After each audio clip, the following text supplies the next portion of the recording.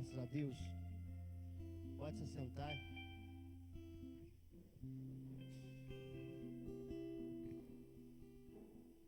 A maioria de nós conhece essa história, né? Um fazendeiro tem 2 filhos e um decide seguir o próprio rumo e decide pedir uma herança. Eu quero a minha parte da herança. Eu quero andar agora com as minhas próprias pernas. Eu quero seguir em frente, seguir sozinho. É interessante pensar que quando nós abrimos a Bíblia em Provérbios 20, 21, Salomão traz uma recomendação que aquele que pega a herança apressadamente ou antecipadamente, ela se torna maldição. Ela se torna uma coisa desagradável. Mas nós pensamos, herança é sempre uma coisa boa. Ser presenteado é sempre uma coisa boa. Mas a Bíblia traz uma recomendação. Fora de hora pode se tornar uma maldição. Uma bênção fora de hora pode se tornar uma maldição. Pode ser uma coisa ruim. Talvez comprar um carro numa hora que não seja a hora de Deus é uma hora ruim. Pode se tornar ruim. Talvez assumir um ministério que não seja a hora de Deus, isso pode trazer consequências ruins. Casar fora da hora certa pode ser uma coisa ruim, e assim vai. Coisas boas, mas fora do tempo de Deus, fora da direção de Deus, pode se tornar ruim.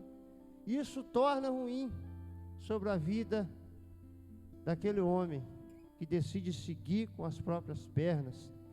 Não diferente nos tempos de hoje, tem muita gente pedindo a herança já antecipadamente. Tem muita gente agora querendo andar com as próprias pernas, seguir o próprio caminho, com tantos caminhos que estão se oferecendo por aí. Principalmente ministerial. Essa semana eu estava conversando com as pessoas que eles me abordaram, né? E foi fazer questionamentos sobre pecado, sobre desengrejado, essas coisas assim. Aí falou, ó, nós vamos conversar, mas o Velho Testamento já não vale. Ele tirou o Testamento fora, tá? Ó, mas os evangélicos, os 4 evangélicos já não vale porque é uma história de Jesus ali. Aí tirou fora. Aí Atos dos Apóstolos também não vale porque é histórico.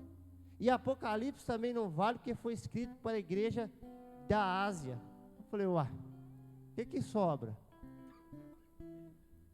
Sobra só as cartas de Paulo. Eu falei, uai, Paulo está acima de Jesus? Os ensinamentos de Jesus, a teoria deles, os ensinamentos de Jesus não vale porque Jesus estava para cumprir a lei. Aí isso eu posso ter um infarto. Eu posso ter um infarto, né? Com tanta baboseira. Eu falei com ele, se Apocalipse foi escrito para a igreja da Ásia, e se já se cumpriu, então me fala qual tempo nós estamos vivendo. Nós estamos vivendo milênio, já arrebatou, nós estamos na tribulação. Aí ele não soube responder. É porque pega informações que estão vindo. Depois fui saber de quem que ela estava falando lá. O cara é herege. As teorias são muito boas. As histórias do mundo são muito boas. Se a gente não pegar em Deus, a gente cai. As histórias as teorias estão ótimas, com desenho e vídeo, e um fala e outro fala, a gente cai. Então tem muita gente pedindo a herança, querendo transitar no mundo espiritual sozinho, mas não tem como. Ainda que nós sabemos dar alguns passos, nós não conseguimos transitar no mundo espiritual sozinho, sem segurar a mão de Deus. Tem um filho de 2 anos, ele consegue dar os seus passos, mas se eu soltar ele para andar no bairro, aí na cidade sozinho, não vai dar certo. É dessa mesma forma com Deus. Quando nós queremos achamos que agora nós mandamos o nosso nariz, nós conseguimos andar sozinho, transitar sozinho no mundo espiritual. Não tem jeito, somente segurando a mão de Deus, porque vai chegar momentos a qual nós não vamos conseguir atravessar ruas sem segurar na mão de Deus. Nós não vamos conseguir subir escadas, pular buracos sem estar na mão de Deus. E agora nós vemos na história do filho pródigo, agora é um cara que agora vai querer andar sozinho. Ainda que tenha conhecimento de fazenda, ainda que tenha o conhecimento de como as coisas aconteciam nas terras, na fazenda de seu pai, ele agora quer seguir o próprio caminho.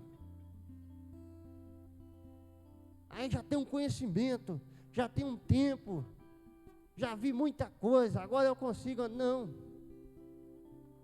Não, e é isso que esse cara faz. A nossa liberdade, ela se condiciona em ter dependência de Deus.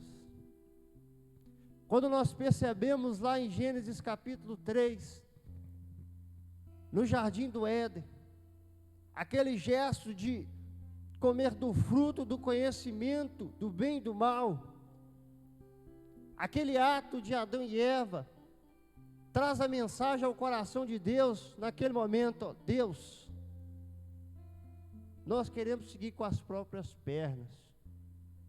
É isso, quando eles tocam naquele fruto, eu sou dependente, eu sou independente agora, eu consigo agora sozinho,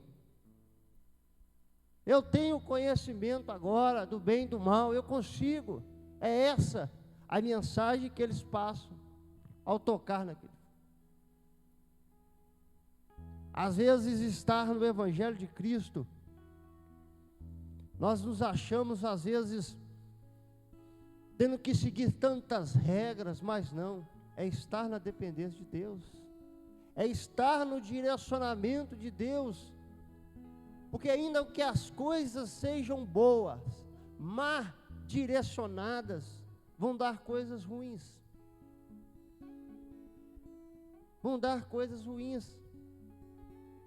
estar sempre na direção de Deus. Se nós nos apegamos às Escrituras e o ensino e a teologia, sem a direção de Deus, ela se torna formalismo religioso. Mas se nós nos apegamos numa entrega e muita oração e muita separação, sem a direção de Deus, ela se torna fanatismo religioso. Precisamos estar na direção de Deus. Não é hora de largar a mão de Deus. Mas aí nós percebemos algo extraordinário, quando aquele jovem lembra do que estar segurando a mão de Deus, do que estar na dependência, e fala: é lá que eu tenho que voltar. Aquele jovem todo quebrado, todo moído, em arrependimento, ele decide uma coisa no seu coração: eu vou voltar. Isso é algo extraordinário, a qual o seu irmão fica enfurecido. Às vezes nós queremos estar nesse momento: ó, sou filho pródigo, agora estou voltando para a casa do pai. Mas muitas vezes nós estamos, às vezes, também nos enquadrando no momento do outro filho, que fica revoltado por pessoas estarem sendo avivadas. Às vezes fica revoltado por pessoas estar assumindo o ministério, estar crescendo espiritualmente. Esse sentimento não pode ter dentro de nós, de ver pessoas subindo degraus. Oh, o irmão foi promovido, maravilha. O irmão formou na faculdade, maravilha. O irmão foi batizado em línguas estranhas, maravilha. Aprendeu a tocar, que maravilha. E agora esse filho volta e recebe um abraço caloroso de seu pai. Quando esse jovem recebe o abraço caloroso de pai, o pai começa a restituir aquilo que havia se perdido. Calça nele as sandálias, veste ele com vestes novas e coloca o anel no dedo dele.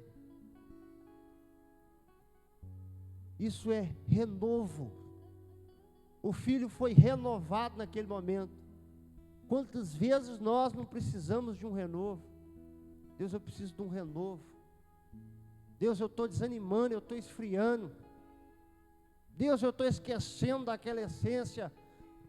Com um dia eu levantei as mãos, com um dia eu fui batizado. Oh Deus. Então o pai pede calça sandália nele novamente, que agora ele não vai andar descalço. Agora não vai pisar em espinhos, em pedras, não vai pisar em caco de vidro, não vai chutar mais pedras. Sabe qual que é a melhor forma de nós não chutarmos pedras e nem pisar em espinhos? É ter os pés calçados pelo Evangelho.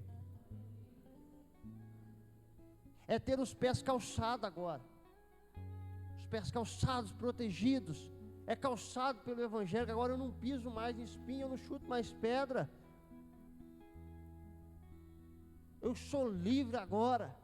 Eu sou liberto. É ter os pés calçados. Sabe quando Moisés sendo usado por Deus, o povo estava saindo do Egito, saindo da escravidão, e fala agora, vocês vão ter que calçar agora, calça sandália que nós vamos embora, calça sandália que não vai precisar amassar barro, para fazer tijolo, para egípcio nenhum mais, não vai ser escravo mais, não vai amassar barro mais, não vai fazer tijolo mais, calça os pés, ser livre. Para que ficar sofrendo por coisas que já se passaram? Para que ficar remoendo?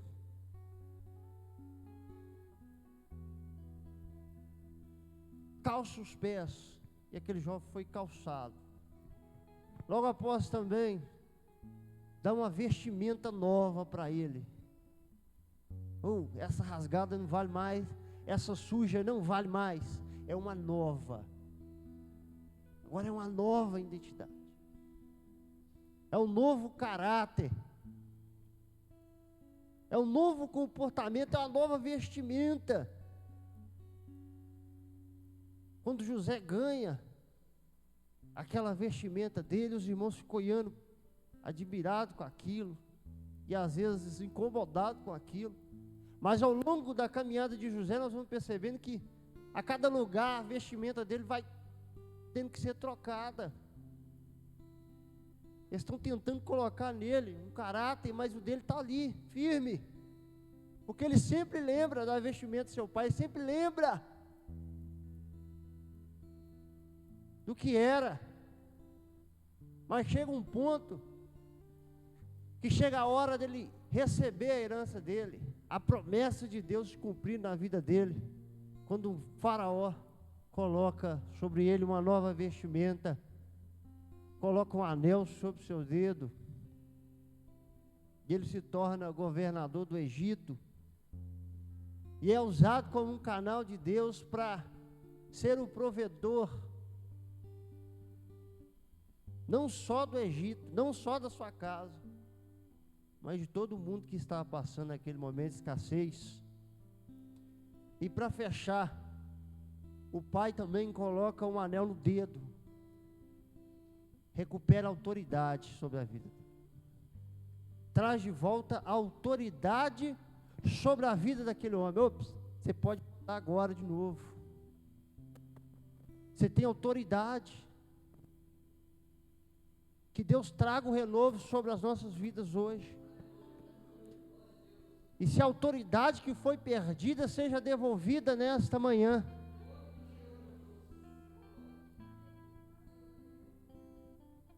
Aquela autoridade de poder olhar para o pecado e falar não. Aquela autoridade de olhar para uma enfermidade e dizer não.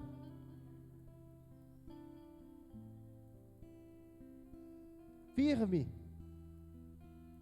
E aquele homem, aquele jovem é renovado, e ele entende que não pode largar a mão do pai.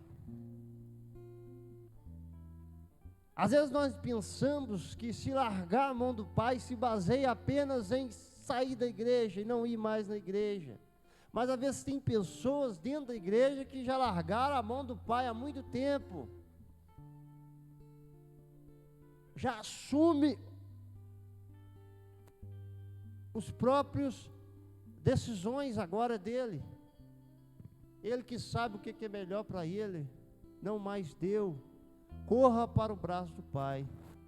Se está difícil, corre para o braço do Pai. Né? Já foi criança, sabe. Você caça briga. Se o menino for maior, corre para o braço do Pai. Ops, quebrou um negócio, corre para o braço do Pai. Deixou um copo cair, um prato cair, ó, você correu para o braço do Pai. Quebrou. Ó, meu irmão quer me bater, corre para o braço do Pai. Ó, tem um menino rebelde, grande, querendo me bater. Você corre para o braço do Pai, na hora. É ou não é? Está doendo, está doente, está machucado, está triste. É para o braço do Pai que nós temos que correr. Aleluias. Amém? O tempo já está avançado já. Gostaria de estar orando por você. Lembre-se sempre disso. Se está difícil, corre para o braço do Pai. Não precisa nem falar não. Se você estiver chorando, Ele já vai consolando você ali, até você poder falar. Mas às vezes você está chorando tanto, a dor está tanto que não dá nem para falar.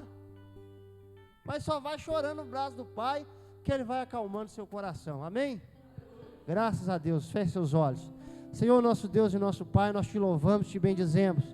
Pedimos ao Senhor que nessa manhã possa fluir sobre o nosso coração, em nome de Jesus, o renovo, ó Deus. Pai, sabemos que às vezes nós podemos ser rebeldes, às vezes nós podemos largar a sua mão, Deus, às vezes nós podemos tentar agir por coisa própria, mas o Senhor é o nosso Pai, Deus. Deus Santo nos abraça nessa manhã, nos consola, nos renova, Deus. Deus Santo, nessa manhã nós todos queremos correr para os teus braços, que é o melhor lugar de se estar nesse momento. Deus Santo, tira toda a nossa mágoa, tira toda a nossa tristeza, tira toda a nossa enfermidade, ó Deus, toda a nossa dor, toda a nossa dúvida, Deus. Pai Deus Santo, em nome de Jesus, enxuga as nossas lágrimas, acalma o nosso coração. Deus Santo, que possa trazer sobre nossa vida o renovo novamente, que nós possamos andar calçados, vestidos com vestes de louvores, que nós possamos, Deus Santo, possuir em nosso dedo o anel, a autoridade do Senhor, para pisar em serpentes, escorpiões, e não vamos sofrer mal algum, ó Deus. Deus Santo, em nome de Jesus, nos dá direção em nossos lares, nos dá, Deus Santo, a direção em nosso local de trabalho, nos dá direção, Deus Santo, aos nossos estudos, nos dá direção, Deus Santo, nos casamentos, nos namoros, nos dá direção, Senhor Deus Santo, diante uma sociedade, diante dos nossos vizinhos, diante do nosso ministério, Deus Santo, direciona os nossos passos, em nome de Jesus, amém, e graças a Deus, aleluias, louvado seja o Senhor. Atenta à bênção apostólica, amém? Logo à noite, às 7 horas da noite, culto novamente, amém?